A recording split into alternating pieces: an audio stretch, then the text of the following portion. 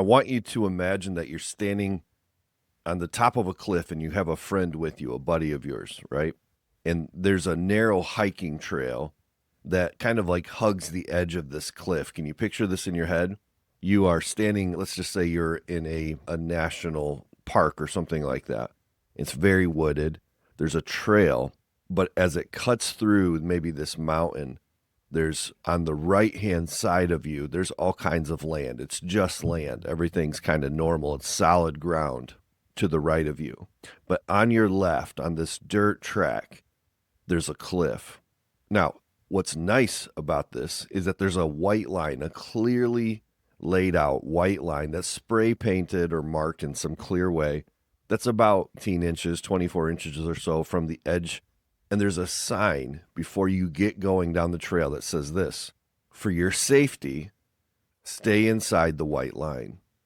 Now, imagine this buddy of yours. I have lots of buddies that I can picture this with. Imagine this buddy of yours is like, dude, it's just a guideline. I'm not going to fall. I'm a grown man. I can handle this. I'm just going to walk right along the edge because it's going to be more exciting and the view's going to be amazing.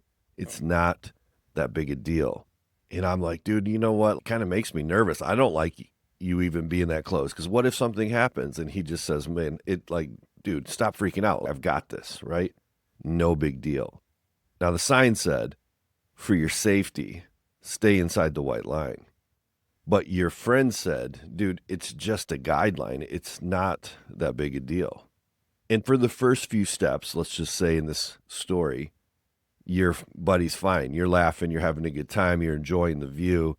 He's kind of crazy. He's goofing off a little bit. He's getting close, but he's balanced, right? He's confident. He's even showing off a little bit. If you've got friends of mine, I guarantee in this case, he might act like he's tripping or be a little silly, right? But then all of a sudden, just imagine in this story that the wind picks up, that the rocks all of a sudden get loose, that the tree branch that he was holding on to isn't as strong as you thought. Maybe he gets a little tired, he gets a little reckless, a little careless. And it wasn't then along this journey the first step that got him. It was the 10th step. It was the 50th step. It was the 100th step. But somewhere along this journey, what started off as a good time, all of a sudden became life and death. He trips, he falls, he slips, he goes over the cliff. It wasn't the first step. It was the 50th or the 100th. And that idea, to me, is what compromise is really like in our lives. There's this idea that for some reason for us dudes, and probably for just anybody listening, man or woman or otherwise, we know that there's the white line that says, for your safety, stay within it. But so many of us just think, I can do this. I can handle this. I got this. No big deal, right? This episode today is talking about compromise. And I want to talk about that line that is there for our safety, for our good, and what happens when we cross it. I want to talk about why compromise costs us as men more than we ever think that it's going to. I want you to think about this as we start this conversation here. Where in your life have you inched closer to the cliff than you should? And you told yourself, or maybe right now in this moment, you're telling yourself, it's not that big of a deal.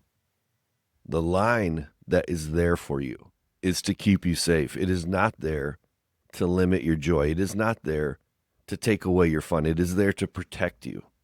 In the same way, we know this is true. God's boundaries, God's word is not there trying to steal your joy or kill all your fun. It's there to protect your soul.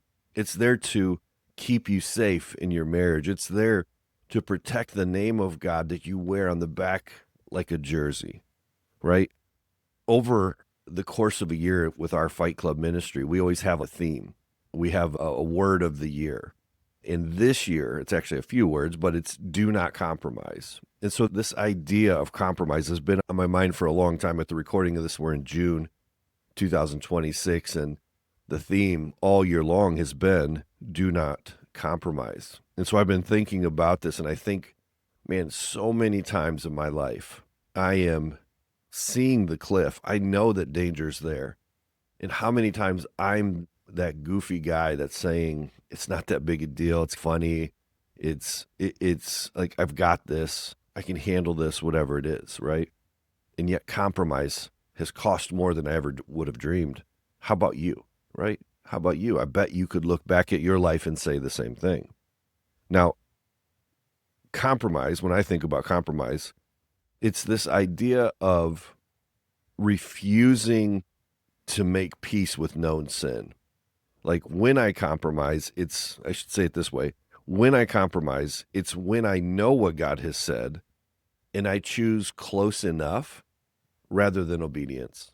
That to me is really what compromise is about. I'm going to go do some of it, but I may not go all the way. And I know God has said, I need you to go all in. I think of the stories there where Christ talks about this idea. If you don't love me above father and mother, wife, brother, sister, anybody else, you're not worthy to be on this path. You can't be my follower if I'm not exclusively number one. God tells us not to just get close enough, but he tells us you must go to the extremes to follow me. You must love me with all that you have. And compromise is when I go, I know that's what he's saying, but I hope that he'll take this meager offering instead. It's like I'm not cheating on my wife, thinking of this in practical terms. It's like I'm not cheating on my wife. It's just flirting. I'm just having fun with this lady of that I work with or whatever it is. I'm just DMing an old friend, right? I'm just looking, I'm not touching. It's saying I'm not lying. I just didn't quite tell the whole truth. Compromise is going, it's not being lazy. It's just, I'm just too tired. I got so much going on. I don't have time to read. I don't have time to pray. I don't have time to go serve at the church. I don't have time to do the things that I know I'm supposed to. So I'm just going to do close enough. I'm just going to do a little. And yet Christ says, no, I need all in. And so we're talking about compromise, and it's not about being perfect. There's so many men that just go, I can't be perfect, so I guess, and then they go all the excuses.